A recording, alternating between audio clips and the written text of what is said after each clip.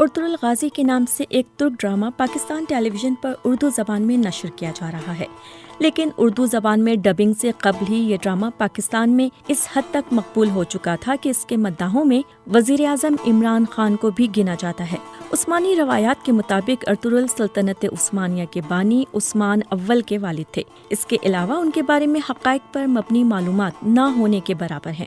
میں ہوں ناتیہ سلیمان اور BBC اردو کی اس پوڈ کاسٹ میں جاننے کی کوشش کریں گے کہ سلطنت عثمانیہ کے ارطغرل کون تھے۔ کئی صدیوں تک دنیا کے ایک بہت بڑے حصے پر حکمرانی کرنے والے اس خاندان اور سلطنت کا آغاز تاریخ کے دھندلکوں میں گم ہو چکا ہے۔ تاریخ کی کتابوں میں عثمانی روایات کے علاوہ اس دور کی ٹھوس نشانیاں، ایک سکہ اور بازنطینی سلطنت کے مورخ کی ایک تحریر اور عثمان کے ایک خواب کا ذکر ملتا ہے۔ جو بات طے ہے وہ یہ کہ عثمان کا تعلق آج کے ترکی میں اناطولیہ کے علاقے میں آباد ترک خانہ بدوش قبیلے سے تھا اور اس کی حکومت اناطولیہ کی چھوٹی چھوٹی حکومتوں میں سے ایک تھی جن کی طاقت میں زیادہ فرق نہیں تھا۔ سلطنت عثمانیہ کی بنیاد 14ویں صدی کے اوائل میں رکھی گئی اور یہ 20ویں صدی میں ختم ہوئی۔ اس دوران ایک ہی خاندان سے تعلق رکھنے والے 37 سلطان اس کی مسند پر بیٹھے۔ مورخ کیرولائن فنکل اپنی کتاب عثمان کا خواب سلطنت عثمانیہ کی کہانی میں لکھتی ہیں کہ عثمانیوں کی کامیابی کی وجوہات کچھ بھی ہوں،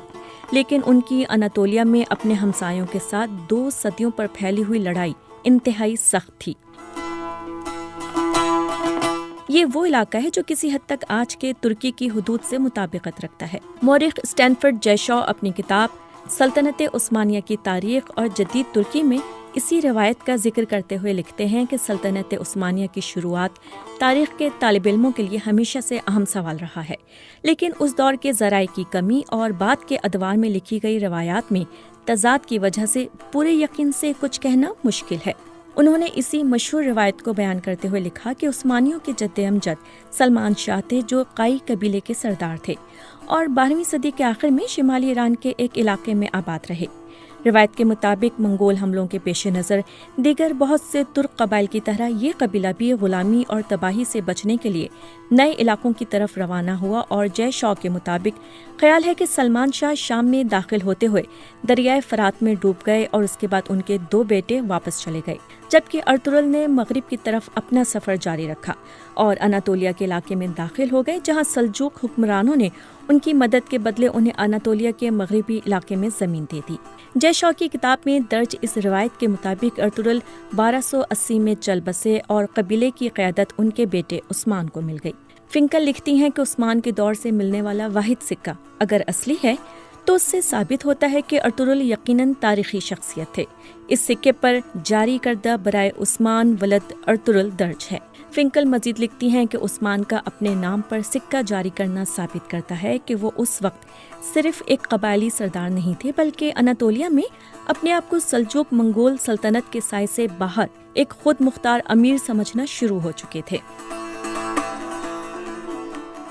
فنکل لکھتی ہیں کہ عثمانیوں کا پہلی بار ذکر سن 1300 کے قریب ملتا ہے۔ اس وقت کے ایک بازنطینی مورخ نے لکھا کہ سن 1301 میں بازنطینی فوج کا سامنا عثمان نامی ایک شخص کی فوج سے ہوا۔ یہ لڑائی اس وقت کے قسطنطنیہ اور آج کے استنبول کے قریب لڑی گئی تھی اور اس میں بازنطینی فوج کو بری طرح شکست ہوئی۔ مورخ کہتے ہیں کہ عثمانی اس لحاظ سے خوش قسمت تھے کہ ان کا علاقہ قسطنطنیہ کے قریب تھا، جس سے کبھی بھی کامیابی کی صورت میں بڑا انعام یقینی تھا۔ مورخ لیزلی پی پیئرس نے اپنی کتاب the imperial harem women and sovereignty in the Ottoman empire میں لکھتی ہیں کہ سلطنت عثمانیہ کے آغاز کے بارے میں سب سے زیادہ سنی جانے والی روایت کے مطابق عثمان نے اپنی ابتدائی کامیابیوں کے بعد ایک خواب دیکھا تھا۔ اس خواب میں انہوں نے دیکھا کہ ایک درویش شیخ ادیبالی کے سینے سے چاند نمودار ہوتا ہے اور ان کے اپنے سینے میں داخل ہو جاتا ہے۔ اس کے ساتھ ہی اس پیٹ سے ایک بہت بڑا درخت نکلتا ہے جس کا سایہ پوری دنیا پر چھا جاتا ہے۔ اس درخت کی شاخوں کے نیچے چشمے بہتے ہیں جن سے لوگ پانی پیتے ہیں اور کھیت سیراب ہوتے ہیں۔ عثمان نے جب شیخ ادیبالی سے تعبیر پوچھی تو انہوں نے کہا کہ خدا نے عثمان اور ان کی اولاد کو دنیا کی حکمرانی کے لیے چن لیا ہے، اور انہوں نے کہا کہ ان کے سینے سے نکل کر عثمان کے سینے میں داخل ہونے والا چاند ان کی بیٹی ہے، اور اس خواب کے بعد عثمان کی وہ اہلیہ بن گئی۔ فنکل لکھتی ہیں کہ ابتدائی عثمانی سلطانوں کو اپنے آغاز کی تاریخ معلوم کرنے سے زیادہ دلچسپی دوسروں پر حکومت کے اپنے حق کو ثابت کرنے میں تھی، اور ان کے نزدیک ان کی سلطنت کا آغاز ایک خواب سے ہوا تھا جو عثمان نے ایک بزرگ درویش کے گھر میں قیام کے دوران دیکھا تھا۔ وہ مزید لکھتی ہیں کہ اس خواب کی کہانی کے حق میں دستاویزی ثبوت بھی تاریخ میں ملتے ہیں، اور وہ یہ کہ سلطنت عثمانیہ کے ابتدائی دور کے زمینوں کے کاغذات سے اندازہ ہوتا ہے کہ عثمان کے دور میں ادیب علی نامی بزرگ موجود تھے، اور اس بات کی کچھ شہادت ہے کہ ان کی بیٹی عثمان کی 2 بیویوں میں سے ایک تھیں۔ کیرولائن فنکل لکھتے ہیں کہ جس اناطولیہ میں یہ ترک قبائل پہنچے تھے وہاں بہت عرصے سے کئی نسلوں اور مذاہب کے لوگ آباد تھے، جن میں یہودی، آرمینیائی، کرد، یونانی اور عرب شامل تھے۔ اس علاقے کے مغرب میں ماضی کے مقابلے میں بہت کمزور بازنطینی سلطنت تھی، اور مشرق میں سلجوق جو اپنے آپ کو رومی سلجوق کہتے تھے۔ 13ویں صدی کے وسط میں منگولوں کے ہاتھوں شکست نے سلجوقوں کو کمزور کر دیا، اور وہ منگولوں کو نذرانے دینے پر مجبور ہو گئے تھے۔ ماضی کی 2 طاقتور حکومتوں کا اختیار ان کی سرحدوں کے درمیان واقع غیر یقینی صورتحال کے اس علاقے میں نہ ہونے کے برابر تھا۔ فنکل علاقے کی جہاں سلطنت عثمانیہ کی بنیاد رکھی گئی کی تصویر کھینچتے ہوئے بتاتی ہیں کہ اس علاقے میں خانہ بدوشوں، لٹیروں، فوجی مہمات کے شوقینوں، غلاموں، درویشوں، راہبوں، پناہ کی تلاش میں نکلے ہوئے بے گھر کسانوں، سرپرستی کے متلاشی مسلمان اساتذہ اور خطرات سے نہ ڈرنے والے تاجروں کی گزرگاہوں کے جال بچھے ہوئے تھے۔ فنکل لکھتی ہیں کہ اس بد انتظامی والے علاقے کی خاص بات مسلمان درویشوں کی موجودگی تھی۔ مسیحی راہبوں کی طرح وہ بھی ہر وقت سفر میں رہتے یا پھر اپنے پیروکاروں کے درمیان قیام کرتے، اور ان کی زندگی روایات کا حصہ بن گئیں۔ اسٹینفرڈ جے شا اپنی کتاب میں لکھتے ہیں کہ ترک خانہ بدوش جب اناطولیہ آئے تو صوفی بزرگ بھی ان کے ساتھ ہی آ گئے، جس پر طاقتور سلجوق حکمرانوں کو کوئی اعتراض نہیں تھا، کیونکہ وہ ان صوفیوں کی لوگوں میں مقبولیت کی وجہ سے اپنے علاقوں سے نکل جانے پر خوش تھے۔ جے شا مزید لکھتے ہیں کہ اس عمل میں کچھ مسیحی ہلاک اور اپنا علاقہ چھوڑ کر جانے پر مجبور ہوئے، لیکن زیادہ تر اپنی جگہ پر رہے۔ کچھ نے اسلام بھی قبول کیا۔ کچھ ترک صوفی سلسلے مسیحی مذہبی مقامات میں بھی داخل ہوئے، جہاں مسیحی اور مسلمان ساتھ ساتھ ایک ہی جگہ پر عبادت کرتے نظر آتے تھے۔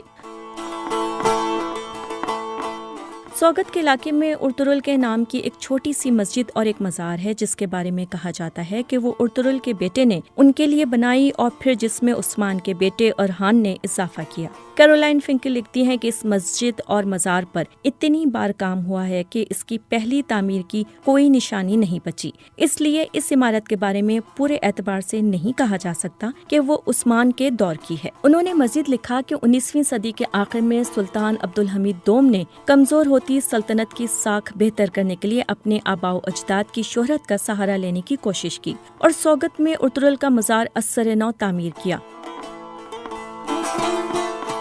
امریکن یونیورسٹی آف بیروت کے ماہر بشریات جوش کارنی نے مڈل ایسٹرن رویوں میں شائع ہونے والے ایک مضمون میں سوال اٹھایا کہ ترک حکومت نے کئی مشہور کرداروں کو چھوڑ کر ڈرامہ بنانے کے لیے آخر ارطغرل کا ہی انتخاب کیوں کیا۔ ترک ٹی وی چینل TRT کی دنیا بھر میں انتہائی کامیاب سیریز تریلیس ارطغرل ان کے قائی قبیلے کی اناطولیہ میں مختلف دشمنوں سے لڑتے ہوئے پیش رفت پر مبنی ہے۔ جوش کارنی کہتے ہیں کہ ایسے میں جبکہ تاریخی کردار ارطغرل کے بارے میں بہت کم لوگ جانتے ہیں، TRT کا کردار ترکی میں اور ترکی سے باہر مقبول ہے۔ سن 2018 میں لکھے گئے اس مضمون میں کارنی کہتے ہیں کہ سیریز کے کئی پہلو ترکی میں ہونے والے آئینی ریفرنڈم کے اشتہاروں میں واضح تھے، جس سے کوئی شک نہیں رہتا کہ تاریخ اور پاپولر کلچر کو سیاسی فائدے کے لیے اکٹھا کر دیا گیا۔ کارنی مزید کہتے ہیں کہ ایک ایسے کردار کے بارے میں ٹی وی سیریل بنانے میں جسے لوگ نہیں جانتے، آسانی یہ ہے کہ اس کو کسی بھی رنگ میں پیش کیا جا سکتا ہے، جبکہ مقبول شخصیات کی خوبیوں اور خامیوں کے بارے میں لوگ پہلے ہی آگاہ ہوتے ہیں۔